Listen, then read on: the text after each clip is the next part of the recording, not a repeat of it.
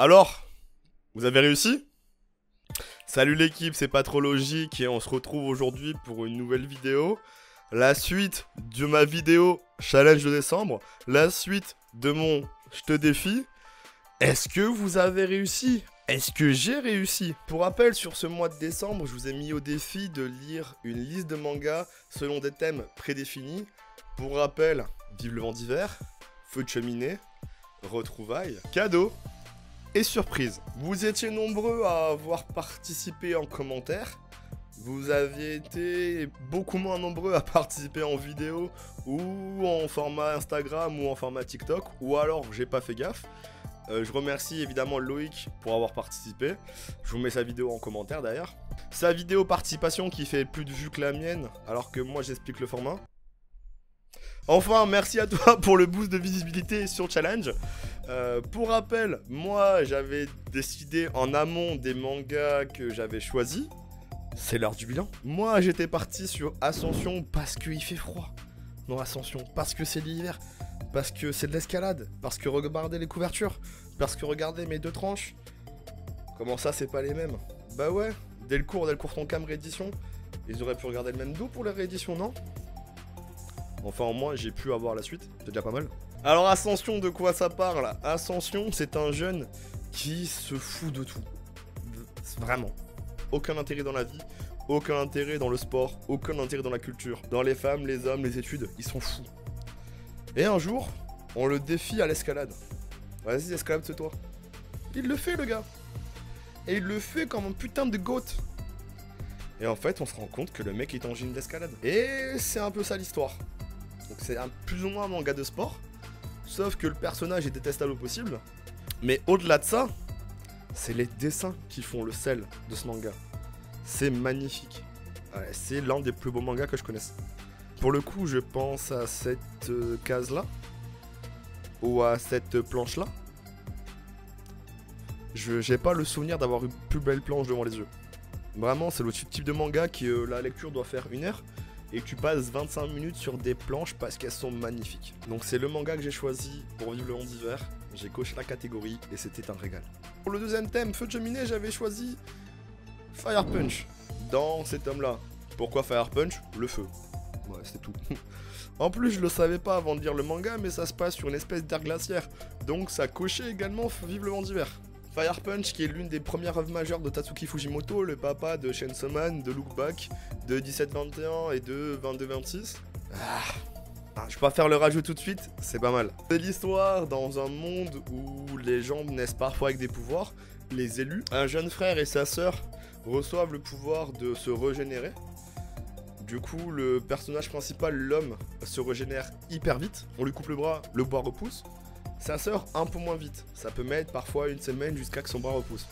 Et dans ce monde avec des pouvoirs, il y a la sorcière blanche, je crois qu'il l'appelle, qui a décidé de couvrir le monde entier de glace. Du coup, bah, c'est la merde parce qu'il n'y a pas à manger. Et ce jeune frère et sa jeune sœur se mutilent pour donner leur viande à manger aux villageois d'un village. C'est pas qu'arrive un méchant qui a le pouvoir du feu, qui dit « Oh mon dieu, c'est dégueulasse » et qui crame tout le village. Sauf que ces flammes ne s'éteignent pas tant que la personne qui brûle n'est pas morte. Et du coup, des flammes qui ne s'éteignent pas tant que quelqu'un n'est pas mort, plus un mec qui ne peut pas mourir, bah le gars est en feu perpétuellement. Le mec met 8 ans avant de pouvoir à nouveau remarcher et oublier la douleur. C'est sombre de fou. Dans les recours scénaristiques, on a un peu le côté tout peut arriver, donc la mort ou la mutilation peut arriver au coin de la rue. Je pense notamment à un jeune garçon mutilé à la fin du manga, en tout cas à la fin du tome 1 pour ceux qui ont déjà lu Fire Punch. C'est bien, par contre, je sens pas... ça m'attire pas plus que ça, c'est-à-dire que oui, j'ai passé un moment dans la lecture, mais pour faire la suite, je suis un peu plus dubitatif. Alors oui, je veux la faire, mais c'est pas un must-have comme j'ai pu le voir. Et à part sentir effectivement le génie Fujimoto dans l'écriture et dans les codes du shonen, ça m'a pas non plus transcendé. Catégorie retrouvailles. J'avais choisi Une sacrée mamie. Alors oui, je suis pas fou, hein, j'ai acheté l'édition double, la nouvelle qui est sortie il y a pas longtemps, là, parce que les éditions simples, là, un bras le tome, c'est bon, j'ai que 2 bras. Du coup, Une sacrée mamie, ça parle de quoi? Ça parle d'un jeune garçon dans le Japon des années 50 qui est envoyé chez sa mamie parce que sa famille n'a plus assez d'argent pour s'en occuper. Et on suit l'art quotidien dans un Japon à l'ancienne, mais vraiment à l'ancienne, hein, c'est-à-dire que l'électricité et l'eau courante ne sont pas indues, et la pauvreté est vraiment de mise. Et c'est super mignon. C'est hyper touchant, j'ai pas pleuré, ma copine qui l'a lu n'a pas pleuré non plus, hein. C'est pas larmoyant, mais c'est des leçons de vie, c'est des partages de vie, parce que c'est presque historique. Ça s'est passé il y a 70 ans, c'est énorme. En 70 ans, en 1950, c'était la fin du 18e siècle et la révolution industrielle. Donc je peux vous dire que c'est historique, pour moi c'est historique. J'aime beaucoup. Non, franchement, j'aime beaucoup, ça nous ramène à des vraies valeurs, à des choses qu'on n'a plus l'habitude de voir, se priver parce qu'on ne peut pas, ne pas se plaindre parce que ça ne sert à rien, le partage de ce qu'on a, hein, c'est des belles leçons de vie, c'est super bien écrit, les dessins sont pas non plus folichons, mais ils servent le récit. Je vais faire la suite, parce que c'est un récit plus que touchant, et pour moi c'est God tier. Catégorie cadeau, manga que j'ai offert ou qu'on m'a offert, j'avais choisi Monster tome 1. C'était l'un des objectifs de ma mangatech, c'était d'avoir Monster, l'édition Deluxe Perfect, parce que c'est quelque chose que j'avais lu quand j'étais plus jeune. Je crois les 2 premiers tomes quand j'étais plus jeune au CDI de mon collège. Et je savais déjà, malgré mes yeux d'amateur, que c'était super bien. J'ai pas pu continuer à l'époque. Ma copine m'en a fait cadeau. J'ai attendu le 1er décembre pour le lire, parce que je respecte les challenges. Et c'est... Wow. Monster quoi, enfin... C'est un thriller. Oh, je sais même pas comment vous en parler. C'est un fameux 3 mois, non c'est pas ça. C'est un thriller qui se passe en Allemagne juste avant la chute du mur, donc ça devait être les années 80, ouais 85, 86, quelque chose comme ça. On a un médecin japonais qui se fait exploiter par ses boss, par ses patrons. Et un jour il se dit, tu sais quoi frère, je vais soigner les gens qui arrivent dans l'ordre de leur arrivée. Je vais pas soigner les plus riches, les plus connus, je vais soigner les gens qui vont arriver, qui méritent d'être soignés parce que tout le monde a la même vie, tout le monde a la même valeur de vie. Du coup, il soigne un gamin qui s'est pris une balle dans la tête plutôt que le maire de la ville. Le maire de la ville meurt, le gamin survit. Et du coup, le héros se fait massacrer par ses supérieurs parce qu'il n'a pas écouté les ordres. Il redescend tout en bas de l'échelle hiérarchique de cet hôpital. Et finalement, tous ses supérieurs meurent. Et l'enfant qui l'a guéri disparaît avec sa sœur jumelle qui avait, elle, subi un choc mental. Les années passent, le médecin est devenu the man. C'est le médecin en chef du service neurochirurgique. Et il y a des meurtres qui arrivent. Et en fait, on comprend que ces meurtres sont commis par le jeune enfant qui l'a sauvé quand elle était petite. Et du coup, il a créé un monstre en le sauvant. On suit l'enquête pour essayer de voir qui est cet enfant, pourquoi il fait ça, essayer de l'arrêter.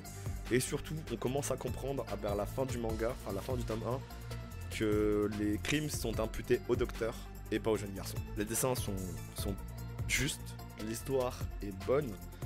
C'est un thriller comme j'aimerais en lire plus souvent. Je me rends compte que c'est ça d'ailleurs le style que j'aime le plus, le thriller. En plus c'est Naoki Urasawa, c'est un GOAT, donc j'ai kiffé. J'espère que je vous ai donné aussi envie de kiffer. Et pour ceux qui l'ont lu, j'espère que vous également, vous avez kiffé. Au niveau du dernier manga, ma dernière catégorie, surprise, je suis tombé sur une chaîne, sur une vidéo d'un youtubeur que je ne connaissais pas, qui parlait d'un manga que je ne connaissais pas, avec un synopsis qui m'intéressait, à l'image de Mona Lisa. J'en ai parlé dans mon dernier achat manga pour ceux qui ont vu la vidéo. Du coup, plutôt que de me répéter, je vous remets l'extrait. À l'image de Mona Lisa, tome 1. À l'image de Mona Lisa, je vais rentrer un petit peu plus dans le détail parce que je pense que vous connaissez pas vraiment ce manga. C'est une histoire qui se déroule dans un monde où il n'y a pas de sexe prédéterminé à la naissance. Le jour de nos 12 ans ou à partir de nos 12 ans, selon nos choix, selon nos aspirations et selon notre volonté, nous devenons femmes ou nous devenons hommes.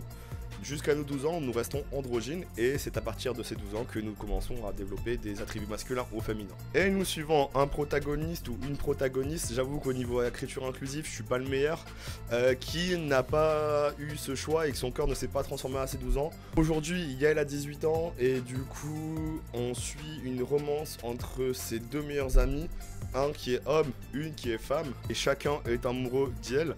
Et en gros, c'est un petit peu ça l'histoire. Va-t-elle devenir homme et se marier ou sortir avec son amie femme? Va-t-elle devenir femme et sortir avec son ami homme? C'est un peu ça l'histoire. Moi je trouve le postulat très intéressant. En plus c'est inclusif, ça parle de sujets d'actualité, en tout cas je pense. Et en plus on a quelque chose d'assez particulier dans l'édition. Alors je sais pas si je vais pouvoir vous le montrer sans vous spoiler. Le manga est en noir et blanc forcément comme tous les mangas. Par contre nous avons des touches de couleur. Je sais pas si vous allez voir. Ici bleu. Alors c'est pas moi qui colorié. Ça arrive plusieurs fois dans le manga. Pour mettre en avant un petit peu l'histoire, les éléments de l'histoire. Vous voyez également ici là du bleu. Ça me fait penser vachement à Colorless. Donc je saurais pas vous dire s'il y a un vrai attrait pour l'histoire. En tout cas il y a un vrai attrait pour le dessin. C'est joli, ça apporte un petit peu au niveau émotion et ça met en valeur certains éléments du dessin. Voilà, je sais pas si ça va commencer à se démocratiser parce que c'est déjà le deuxième manga que je vois qui procède ainsi. En plus au niveau du prix on est sur du 8,20€. C'est pas excessif pour une édition avec des touches de couleur. Maintenant pour dire ce que j'en ai pensé, j'ai beaucoup apprécié l'histoire, j'ai beaucoup apprécié le récit. Il y a juste une chose qui m'a un petit peu gêné. Après c'est compliqué pour moi d'en parler parce que je suis un homme blanc, hétéro. Donc forcément je suis pas le mec le mieux placé pour parler d'inclusivité et de ce type de combat là. Dans ce manga, le meilleur ami et la meilleure amie veulent faire en sorte de choisir le sexe de la personnage. Et moi ça me gêne. Parce que normalement c'est à lui, elle, à elle du coup, de choisir. C'est pas aux autres d'avoir une incidence sur son développement ou sur sa volonté de devenir homme ou femme. Après, comme je vous l'ai dit, je suis pas mieux placé pour en parler. Si vous-même vous vous sentez mieux placé pour en parler, si vous avez lu le manga ou si vous avez lu les scans et que vous avez quelque chose à en dire, l'espace commentaire est là pour vous. Voilà pour le résumé de ce challenge. Moi j'ai réussi haut la main. Encore heureux, c'est le mien. Si vous également, vous avez pu réussir ce challenge, mettez-le en commentaire. Si vous n'avez pas eu le temps de participer, ne vous inquiétez pas, je vais refaire des challenges cette année, on est en 2023, et je vais en refaire un l'année prochaine, Mangagla 2. J'ai apprécié le faire, même si forcément avec ma petite communauté, j'ai pas eu beaucoup de retours. Mais ceux que vous m'avez fait m'ont fait énormément plaisir. On se voit en 2023. Si vous avez kiffé, le petit like, le petit commentaire, le petit abonnement si vous voulez me suivre en 2023. C'était pas trop logique. Salut l'équipe. Voilà.